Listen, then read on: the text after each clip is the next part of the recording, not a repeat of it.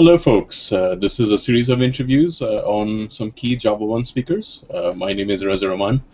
I have the privilege of leading the Java E track this year, and I have with me somebody that I have a great deal of respect for, Kito Mann. If you don't know who Kito is, he's actually one of the Java old-timers, just like me. Started sometime in the late 90s. He's a fellow author, actually a fellow Manning author of JSF in action, as well as a consultant and well-respected speaker and a very solid contributor to the JSF specification for many years. Honestly, we're very privileged to have Kito back at JavaOne. I believe, Kito, you took a bit of a break from JavaOne. Is that the case, if I remember correctly? Yeah. We had our first kid in September of 2011. So I think this is the first time since 2011 I've been there, because then we had our second kid a couple years later. In August. So the timing hasn't really matched up to going to the other coast for a week. But I'm glad to be back this year. Understood, and we are happy to have you back. Kito, could you tell us a bit about your sessions? I believe you have quite a few of those. Actually, if I recall vaguely, you are probably one of the speakers that has the most amount of sessions on our track. Five sessions in total.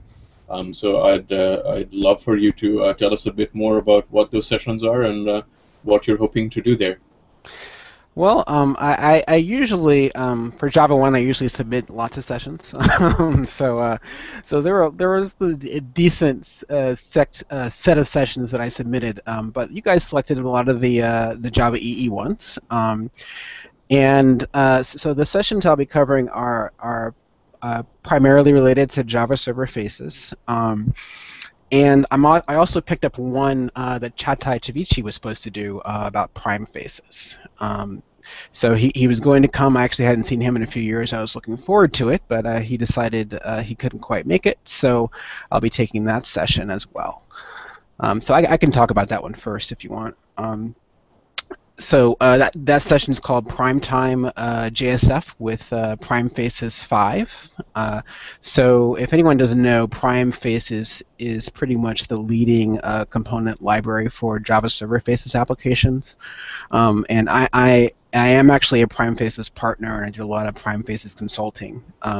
So I'm quite familiar with it, and there's a lot of new features out in version 5.0. So this is basically sort of an overview session for people who are either new to Prime Faces or just want to see what's new in the latest version.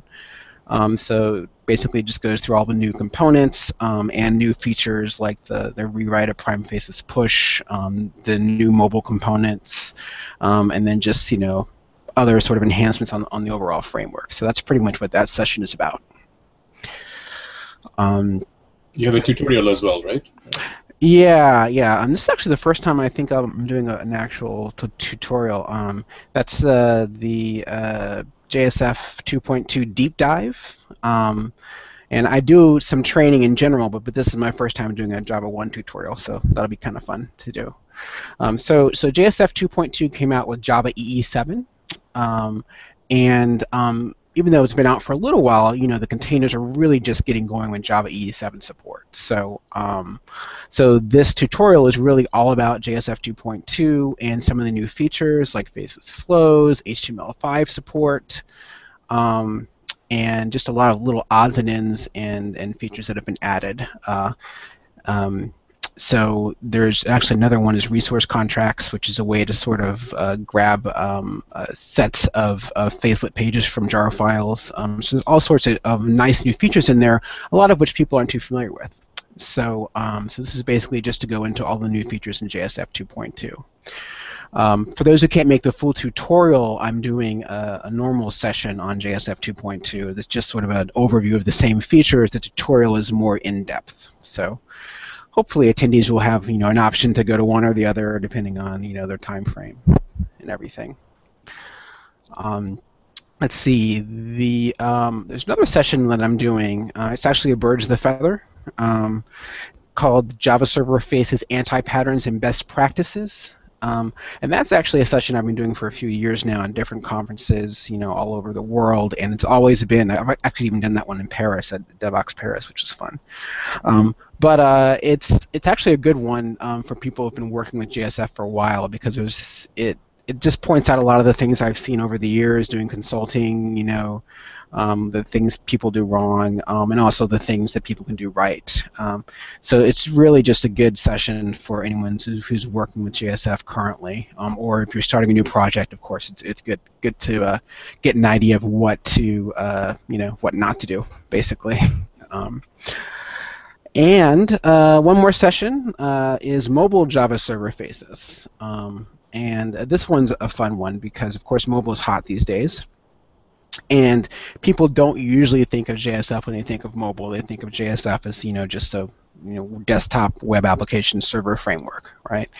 But the reality is, just like any other framework, you can use it for mobile applications. Of course, they're not usually native applications because JSF still is a web framework. But what I'm discussing in this session is basically the different ways that you can support mobile with JSF. And what's great about JSF as a framework is that it's not terribly difficult to support mobile if you have an existing application in place. So that's pretty much the primary focus is people, you have an application, you need to expose mobile, you don't want to, start rewriting everything from scratch. You can basically just pick some components and use your existing logic and support a web application. A mobile application. Another thing which has been pretty cool that I've seen in the mobile space is some of the things that iSoft is doing in terms of having a hybrid native client. You can still talk to your JSF application, but you can actually have a native app that they can download.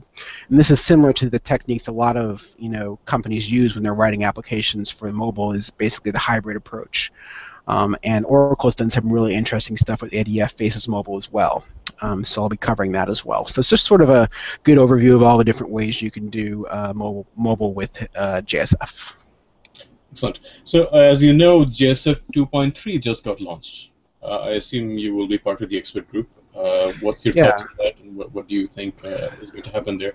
Well, I read the I will be part of the expert group, and I did read the Ed Burns's proposal, and I said, Ed, this is pretty vague. And he's like, yeah, well, it's intentionally vague. So, and I think that makes sense. So, I think, JSF 2.3, the number will pretty much say what it is, sort of an evolution of what we have currently. I'm sure we'll fix some issues, that have come up with the new features that were out in 2.2. There's probably a few odds and ends I'd like to fix, little things that I think that should have been fixed by now or changed that, haven't been dealt with. But I think the real new opportunity is sort of looking at two things. One is the new MVC 1.0 spec. Which is another JSR, which is a little controversial, but essentially MVC is the JSR is supposed to be supporting an MVC style framework like struts, or probably more specifically more like Spring MVC. As part of the Java EE umbrella. So one of the questions is, well, how is JSF going to work with that? What does that mean for JSF, etc.? And also keep in mind that JSF is an MVC framework, so I think the terminology is a little misleading. But so that's one question. Another question is, how do we work with all of these new JavaScript frameworks like AngularJS, new emerging standards like web components? Where do all those fit into the world of JSF? Because one of the things about JSF is that it continues to evolve. It's fairly mature at this point. And as time goes on, we continue to integrate with newer features and technologies. So HTML5 is an example of that, just CDI, etc. So we'll just continue to sort of look at all the new standards out there and see what we can leverage in terms of making it a better development platform. So I guess in that vein, let me ask you, what do you think JSF's place in the world is going forward in the next, let's say, 3 to 5 years, which is a reasonable time horizon, probably? Right. Well, it's interesting because, a lot of the things that were behind it initially, with the whole server-side component framework, aren't as important these days for newer applications, right? So, that's why we have a lot of JavaScript on the client, and applications which are fully, all about JavaScript and just RESTful endpoints, etc. And I think JSF, is still going to continue to be sort of a hybrid approach, but there's definitely a lot of power in terms of the server-side integration. So no matter how cool your JavaScript framework is, you still got to integrate it with the server, and JSF really does that well. So I think what we can look at are ways that we can sort of leverage what people want to do with JavaScript on the client, and integrate that with the server in a way that makes life a lot easier for developers. And what that means, we'll see. But it's certainly a good question. What's the role of server-side frameworks when you can do everything on the client? And I still think the sweet spot for JSF is Java developers that are not JavaScript experts, and I think it's going to remain to be that way.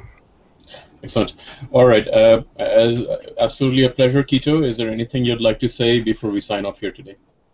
I think, let's see. Well, come to JavaOne, check out my sessions. That would be the number one thing. And if, I think we may be trying to do an expert group meeting. So if you're, related to JSF technology, you should check out the mailing list and see what's going on there. And other than that, I'm just looking forward to going to the show again. All right, very good. Pleasure, and we will and talk thanks for having me too. Oh, absolutely, absolutely. Our privilege entirely. All right, thank you very much, sir, and you have a nice day. All right, thank you, you too.